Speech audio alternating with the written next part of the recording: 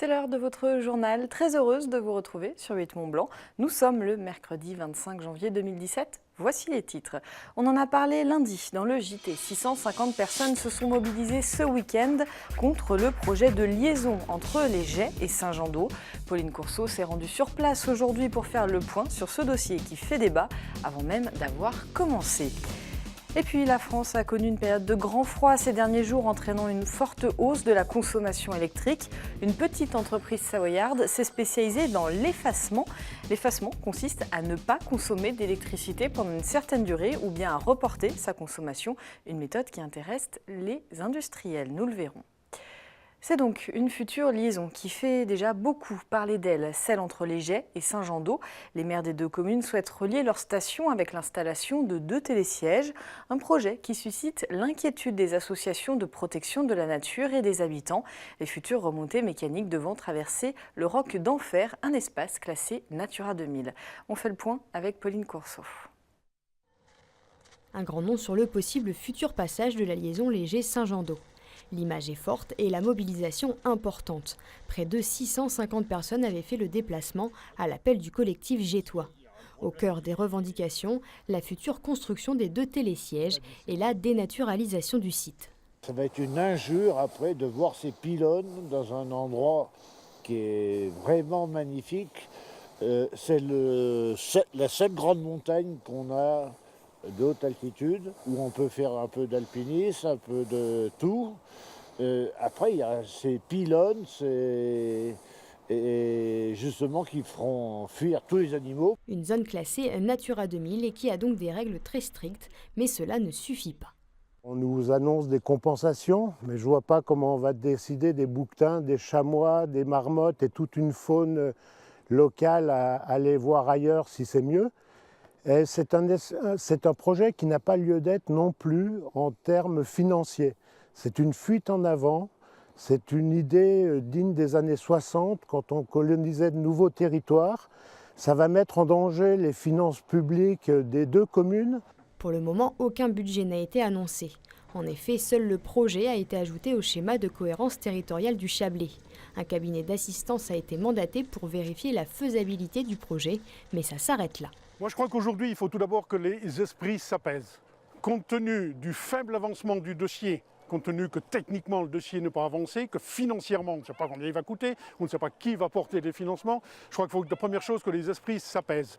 Moi, je regrette une chose, c'est que le collectif Gétois, qui a organisé cette manifestation, ne m'ait pas passé un petit coup de fil. Je leur aurais expliqué. On sait à long terme, compte tenu de l'évolution économique des différentes stations.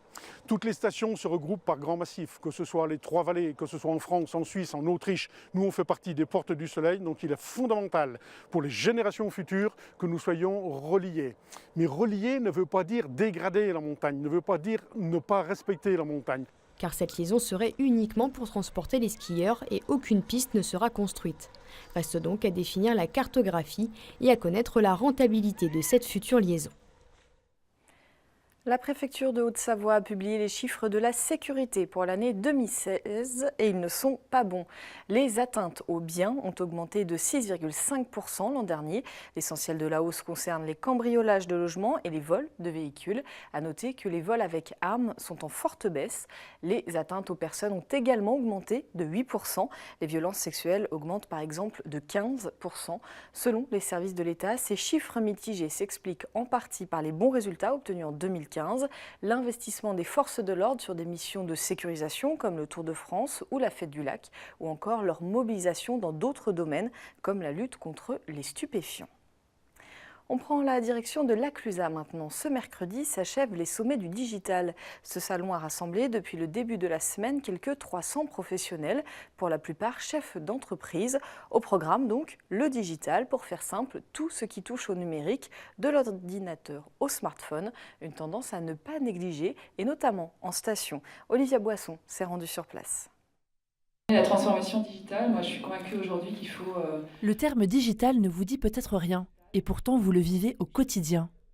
Si vous faites partie des 50% de Français à posséder un smartphone ou une tablette, vous êtes entrés dans l'ère du numérique. Et face à cette petite révolution, les chefs d'entreprise doivent s'adapter. Dans le digital, en fait, contrairement à ce qu'on pourrait croire, il y a beaucoup d'humains. Ça rapproche les gens, on va beaucoup plus vite, c'est sûr. Il y a des nouvelles technologies, mais il y a plein de perspectives. Il y a des perspectives sur la santé, il y a des perspectives sur des changements de position. C'est vrai, il y a des menaces, mais il y a énormément de choses positives. Le digital présente donc des côtés positifs, mais aussi une certaine tension du côté des acteurs économiques de la région. Il est devenu un enjeu important pour nos domaines skiables. Nos clients désormais sont ultra connectés. Ils peuvent, sur un simple clic, décider de venir ou de ne pas venir dans nos stations. Vous le voyez, c'est extrêmement important d'intégrer cette donnée-là. Certaines entreprises, comme l'École du ski français, ont déjà une politique digitale bien ancrée. Aujourd'hui, la vente de forfaits en ligne représente quelques 70 millions d'euros de chiffre d'affaires. Et ils vont encore plus loin. En 2017, il fallait passer à autre chose et proposer aux clients une formule plus simple pour organiser leur séjour à la neige. C'est compléter leur projet, une formule plus fluide, ils trouvent hébergement, remontée mécanique et cours de ski, ça simplifie les choses. On a besoin d'être partout, à tout moment, dans la poche du client. 60% des salariés français pensent que la stratégie digitale de leur entreprise est en retard. Malgré tout, le digital a de beaux jours devant lui. Le tout, c'est de rester connecté. Une fois de plus, les Pays de Savoie sont touchés par un important épisode de pollution. Hormis les vallées de Maurienne et de Tarentaise, l'ensemble des deux départements est placé en alerte pour les particules fines. Malgré quelques changements côté météo demain, les concentrations devraient encore rester élevées ce jeudi. Des limitations de vitesse sont toujours en cours dans la région de Chambéry et dans la vallée de l'Arve. Les cartes postales et autres lettres sont de moins en moins nombreuses. La Poste cherche donc à diversifier ses activités. Depuis cet été, la loi Macron permet à l'opérateur de services postaux de s'ouvrir à de nouvelles activités. Après la banque, les assurances et la téléphonie, on peut aujourd'hui passer l'épreuve du code de la route dans certains de ces bureaux. Une solution qui permet aux employés de se requalifier. Emmanuel Jaude s'est rendu dans l'un des 3 centres qualifiés de Haute-Savoie, à Passy précisément. Derrière les salles d'expédition des colis, la pression se fait sentir. Un petit groupe d'apprentis passe l'épreuve du code de la route. Une nouvelle compétence de la Poste établie à l'automne dernier par la loi Macron. Notre quotidien s'est adapté. Donc nous avons dû ouvrir des sessions code de la route sur Passy. Et depuis quelques temps, on ouvre aussi des sessions sur Cranfsal.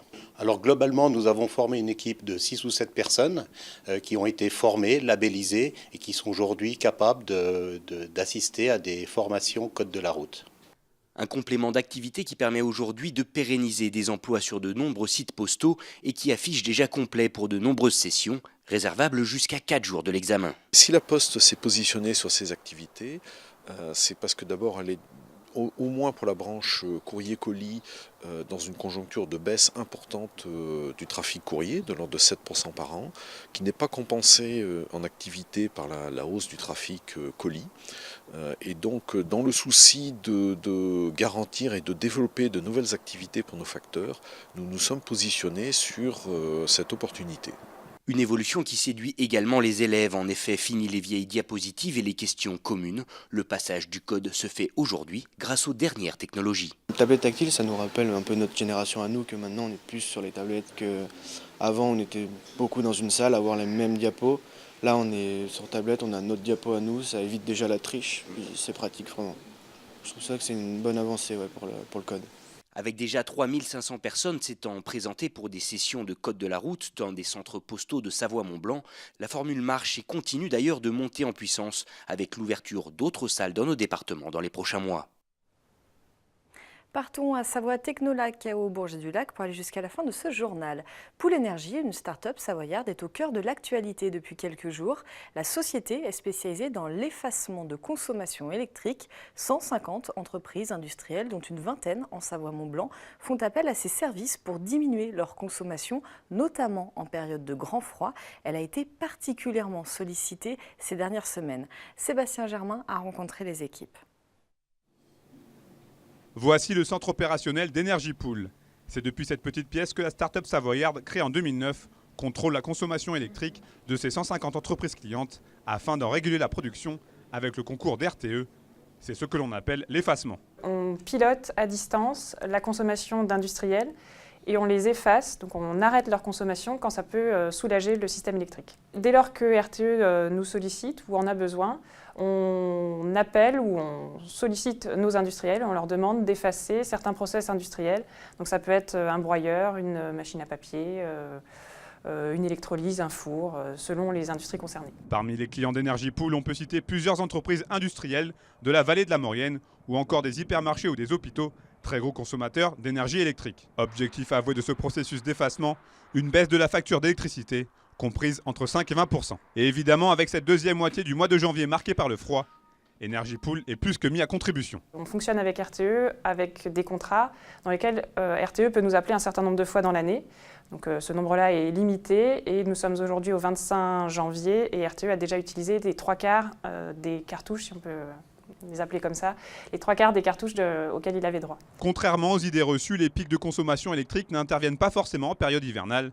Pour preuve, le record d'effacement date du 2 juin 2016. Tous les records qu'on a fait en termes de volume d'effacement ont eu lieu à l'intersaison, donc au printemps ou à l'automne, au moment où en fait on est susceptible d'avoir le plus de déséquilibre entre la production et la consommation, parce que des groupes de production sont en maintenance et que la consommation, pour des raisons météorologiques, peut parfois exploser à l'intersaison. Energy Pool est aujourd'hui leader européen du marché de l'effacement de la consommation électrique. Et la société savoyarde installée à Savoie-Technolac ne compte pas s'arrêter en si bon chemin. C'est la fin de cette édition. Merci de votre fidélité à l'info sur 8 Mont Blanc. Merci à toute l'équipe.